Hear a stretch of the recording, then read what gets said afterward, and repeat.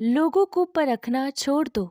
तुम नहीं जानते कोई अपनी अंदर कैसी जंग लड़ रहा है। कभी भी शादी के खाने की बुराई ना करो। बेटी के बाप की पूरी उम्र लगी होती है सिर्फ उस एक वक्त के खाने के लिए।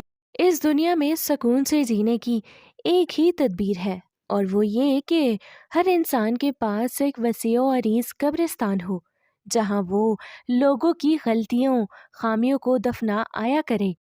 एक दिन तुम पीछे मुड़कर देखोगे, जिन चीज़ों के लिए तुम फिक्रमंद थे वो तो बहुत छोटी थी और तुम बुरा समझते रहे।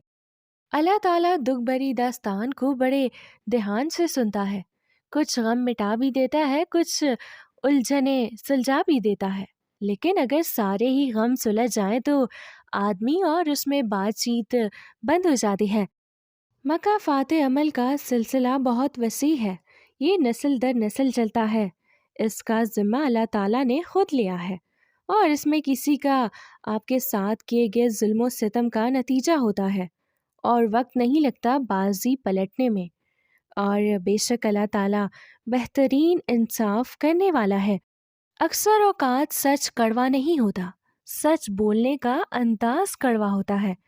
हम सच बोलने के साथ साथ दरअसल दूसरे को जलील कर रहे होते हैं, और तवक्को रखते हैं कि हमारी जलील करने की हरकत को सिर्फ सच समझा जाए।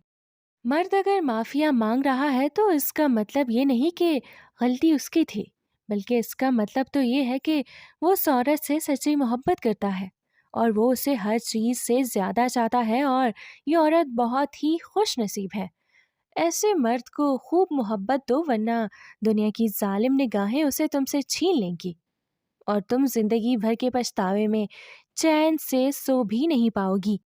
अल्लाह ताला जिसको अपना आप याद दिलाना चाहता है, उसे दुख का इलेक्ट्रिक शॉक देकर अपनी जाने मुतवज्जा कर लेता है। दुख की बटी से निकलकर इंसान दूसरों के लिए नरम पड़ जाता है।